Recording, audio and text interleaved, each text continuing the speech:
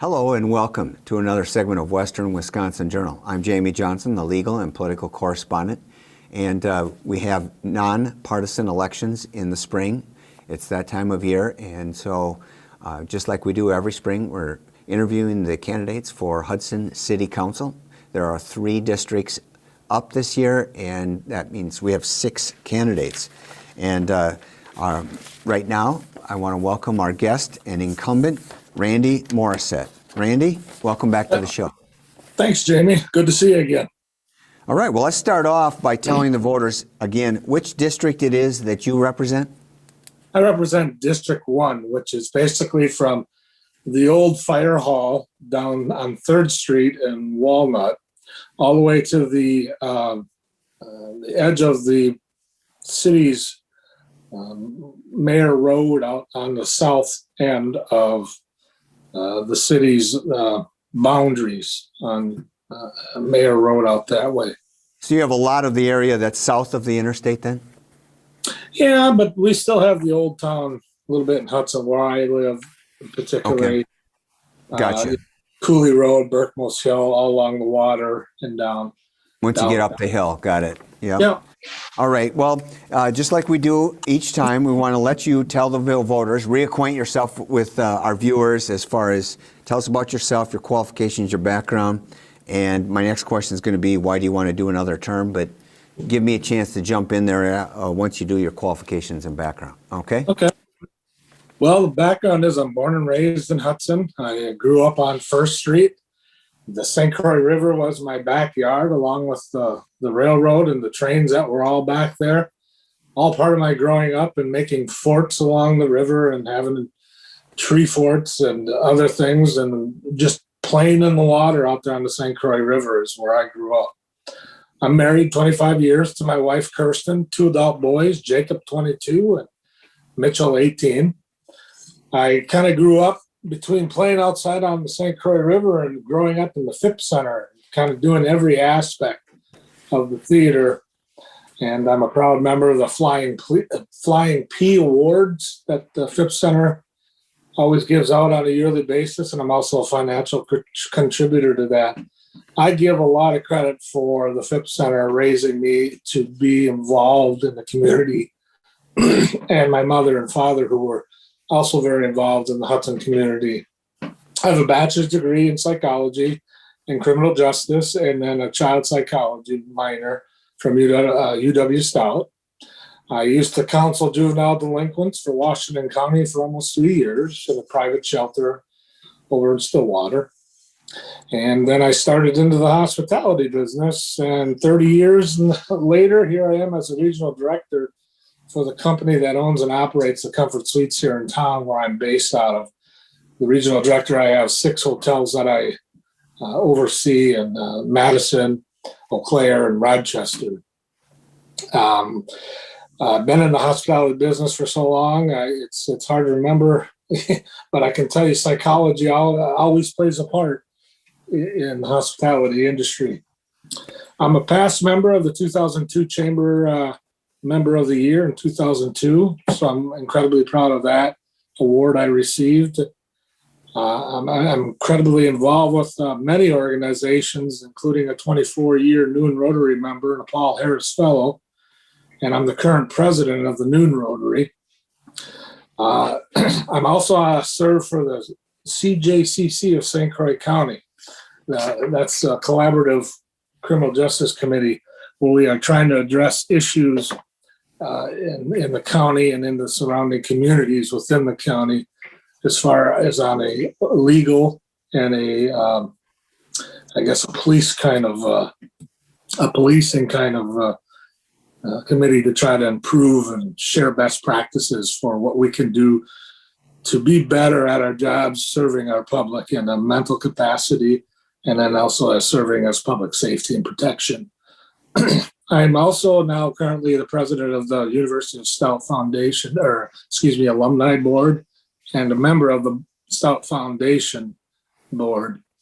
I was appointed by Shirley Abramson way back a few terms ago to the Wisconsin Supreme Court Judicial Conduct Review Board.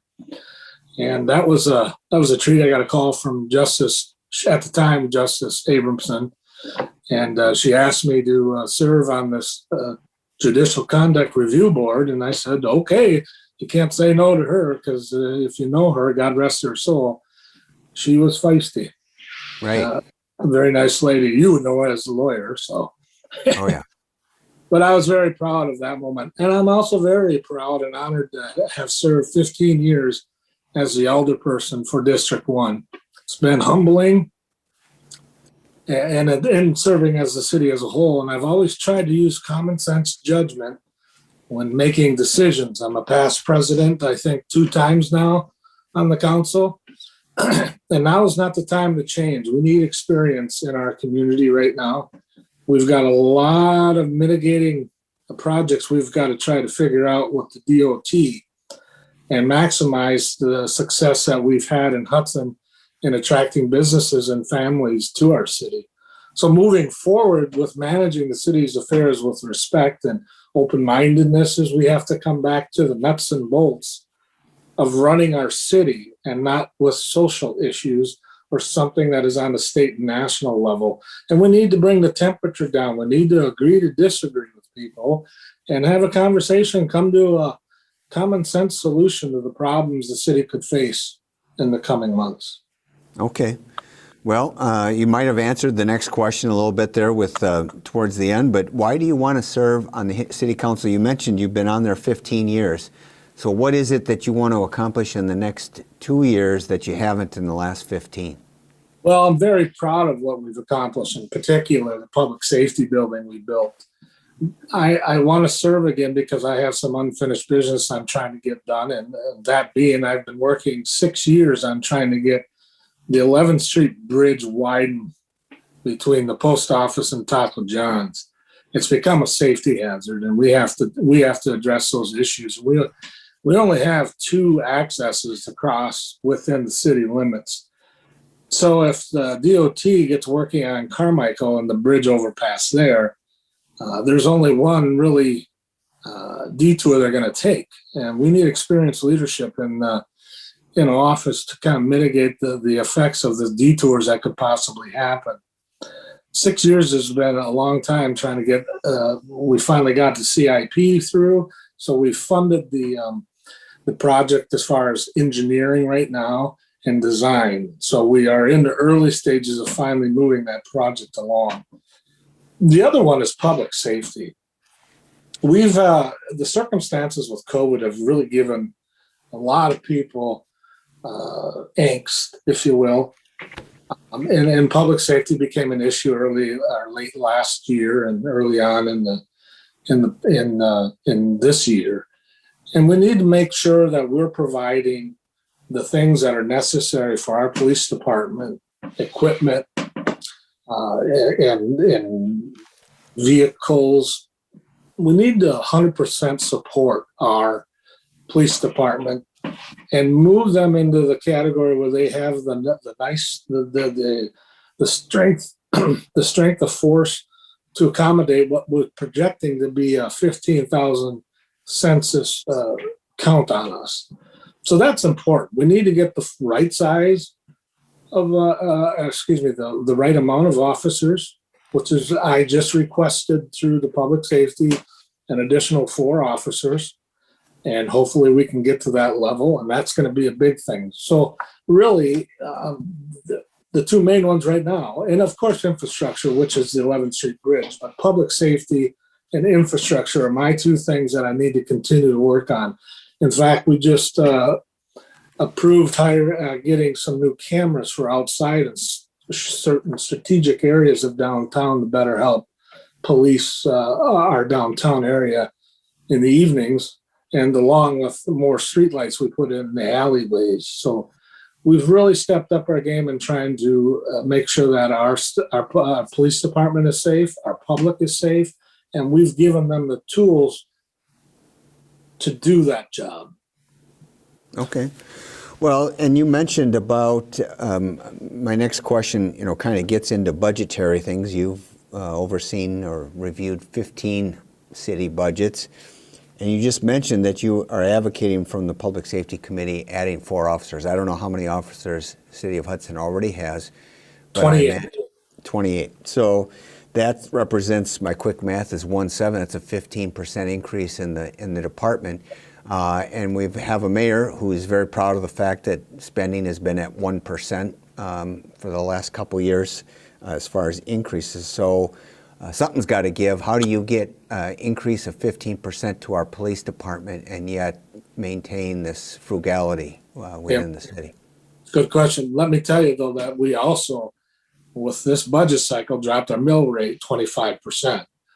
So we did have some more funds. It was a successful year, and it's all predicated on at least the last 15 years that I've been on the council. We've been very conscious and conservative and responsible on planning what we spend our money on. We're still in an excellent bond rating with Moody's.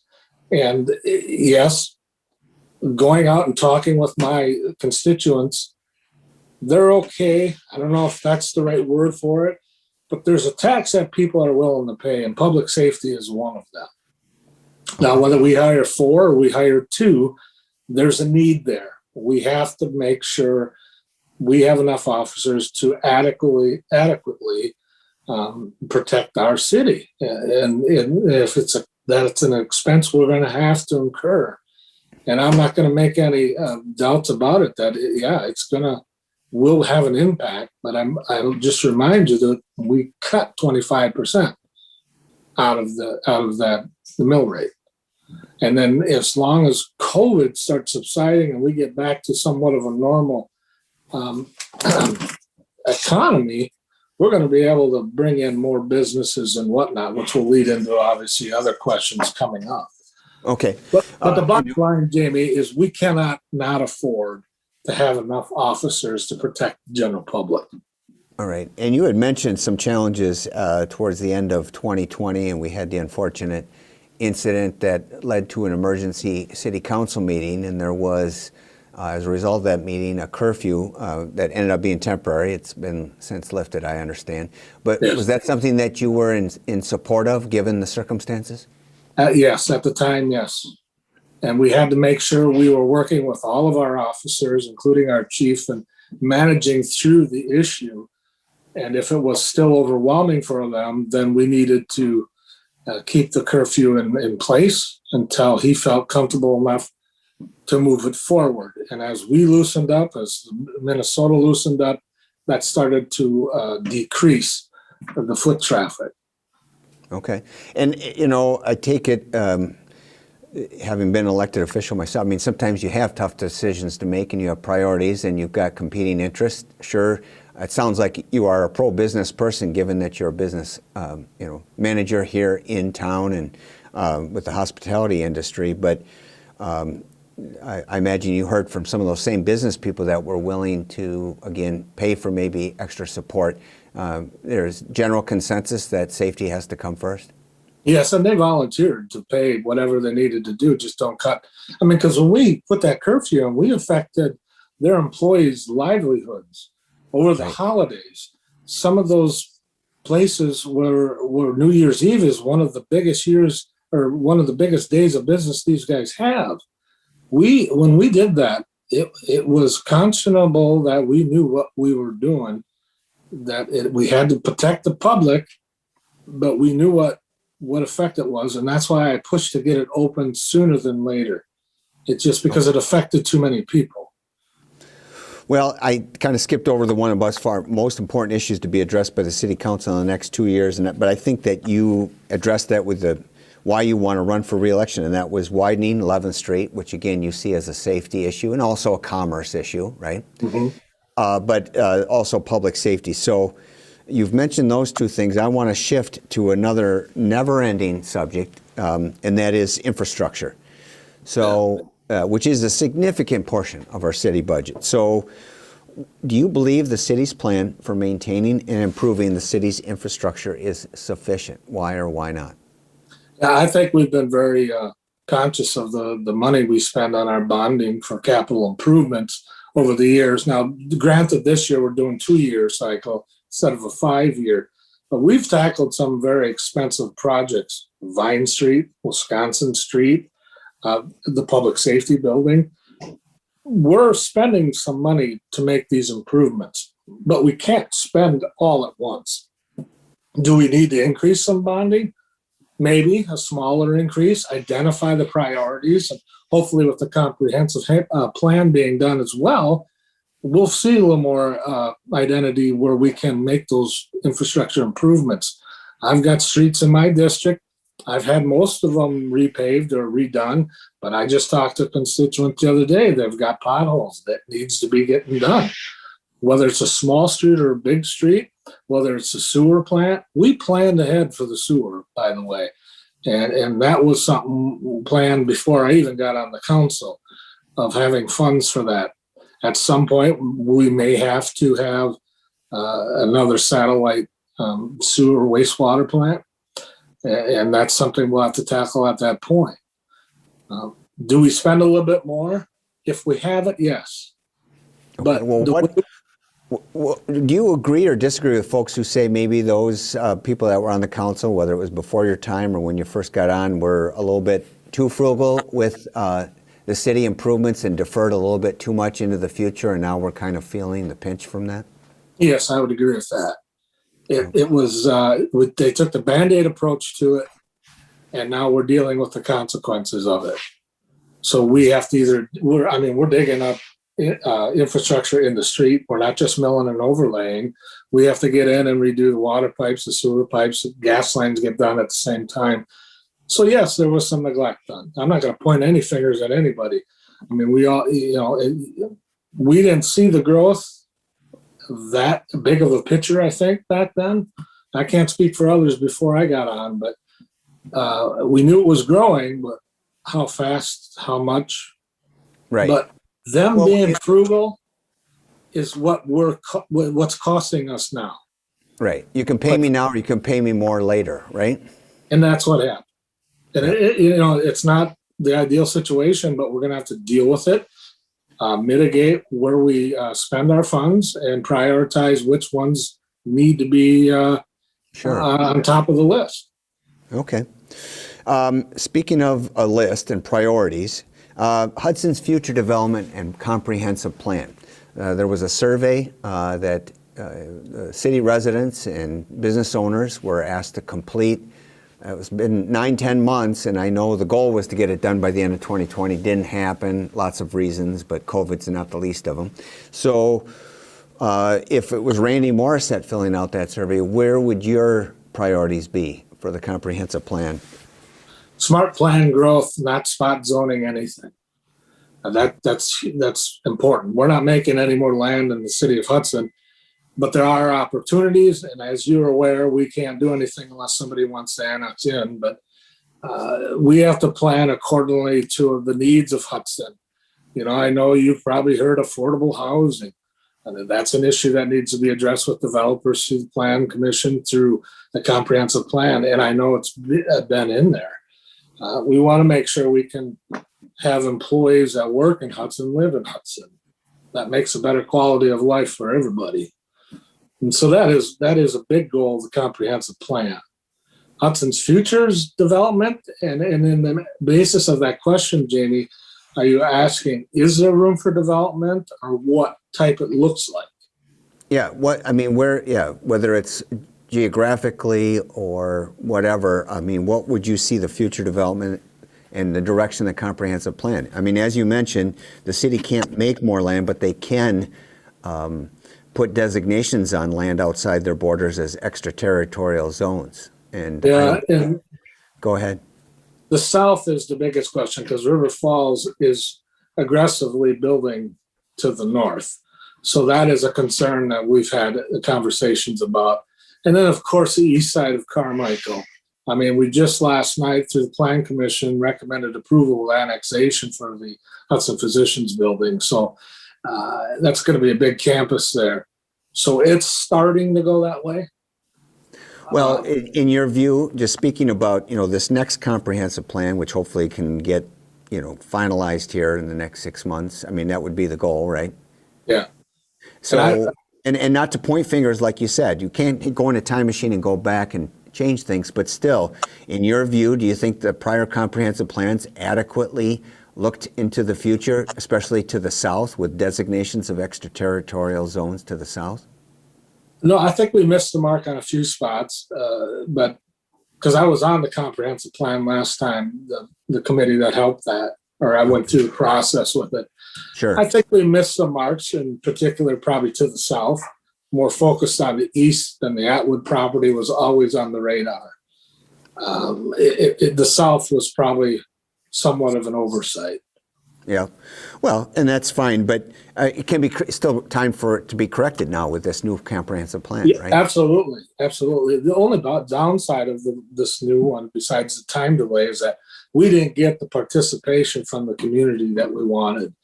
The Okay. numbers weren't that high, and we were hoping for a lot bigger impact from residents to tell us what they see Hudson in the future being.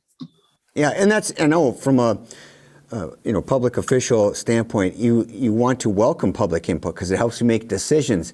And when that public input's not there, but yet you make the decision and then the criticism is there, it's like, well, why didn't you say something when you had the opportunity? So, Right. well, you mentioned about not making more land. Do you think the city should annex or rezone any land currently for those needs that you mentioned previously? If it makes sense, if it makes economic sense, and obviously if they ask us to annex, and does it fit within the future plan of the comprehensive plan? Right. So, we took a moratorium for a while there, and then the Hudson physicians asked us to consider them. And obviously that is a good piece of business and a vital need for our community. So we have approved it going forward. Right. Which is a shock to no one because everyone knew that the other side of Carmichael, the east side of Carmichael, was eventually going to be developed and zoned and whatnot. It's just a matter of time. And Yeah. a lot of rumors over the years regarding that area. So. Oh, yeah. But instead of looking for expansion, I want to just take a moment and let's go back to your roots on First Street and so forth in the historic district, Lakefront Park, and the downtown. What are your thoughts there? I support the revisioning project of Lakefront. I mean, it only is going to beautify what's happening down there. It'll help clean up some of the stuff. Because when I was growing up, it was already dilapidated. Most of the riverway along where the old refrigeration factory was, which is now Lakefront Park, or the bandshell area. So Right. no, if we have to capitalize, if you will, on turning our attention to the river and drawing that economic vitality off of the river, where we can have boaters come in and eat at the restaurants, shop at the shops, have our citizens be able to use the facilities down there in a way that they've never been able to use before, giving them those type of things. Now, we're planning on doing it in phases, so we're not breaking the bank on that as well. So that it's important to keep up with that, and I do support that because it's only going to I'm sorry, let you finish your thought. It's only going to help us keep Hudson vibrant and hopping. Right. Well, and I was thinking the mayor has talked about the project about raising the public boat launch down there on First Street, and which is on the far south side of First Street. But we've had I don't know how many 100-year floods since in the last 25, 30 years. And I was wondering, when are we going to finally learn? Are we going to be able to mitigate some of that flooding on First Street so it doesn't have that huge impact? Things have certainly changed, but I hope so. And I'm not an engineer by all means, but I'm relying on them as much as I beat them up at council meetings. They got to tell us what we should and shouldn't do. And if it doesn't make sense or common sense, then we shouldn't put it in there if it's going to flood or get ripped apart by any high lows or whatever may come our way. Right. But yeah, it can't hurt to improve it, and it also probably give us some more parking. And we don't have to talk about parking, Jamie. We've done that in the past. Right. Well, it'll be that the never-ending issue. It's a balance between the business and having a very walkable downtown and so forth. But let's talk about your district. You've already described to our viewers where you represent. So is there a special issue that you would advocate for as a council person from District 1? The biggest one, besides the safety of downtown, which is a huge one, is the 11th Street expansion.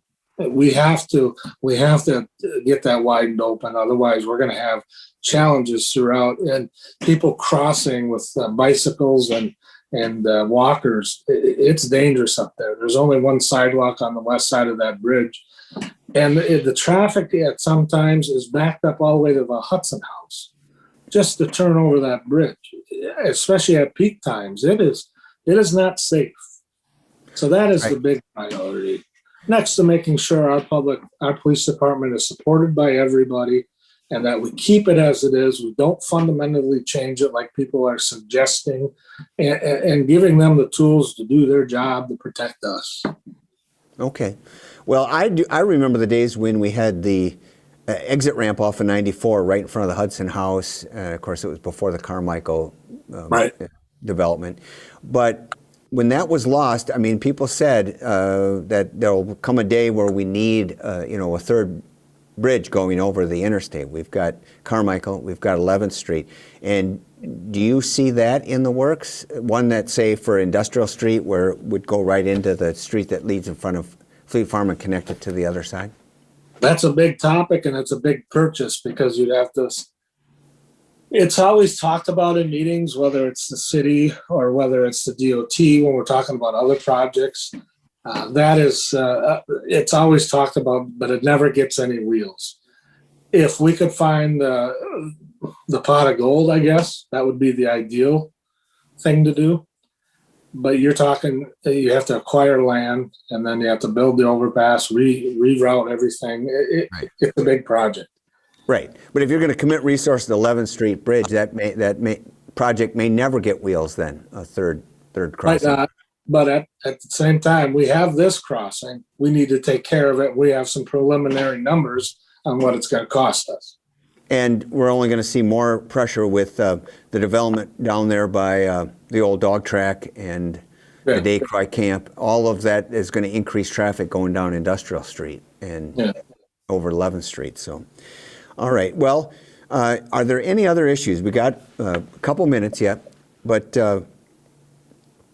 is there any other issue? No, the biggest issue right now is the way people are, I guess, acting, and the temperature of politics in Hudson has to come down. Violence, whether verbal or otherwise, is not acceptable at all in Hudson community or anywhere for that fact. So when we're having disagreements, we need to all agree to disagree and really, be respectful to each other. I mean, we're missing that. And Zoom doesn't help. We're all cooped up. COVID didn't help. But we need to get back to running the city, the nuts and bolts of what the city has to offer. All right. Well, thank you, Randy. I appreciate you coming on the show, and I want to thank the viewers for watching our segment. Good luck in the election, and it's April 6th, correct? Yes, thank you. And I wish and I hope and I thank everybody in District 1 to get out and vote April 6th for Randy Morrissette. And I do appreciate spending some time again with you, Jamie. You bet. Thanks, Randy.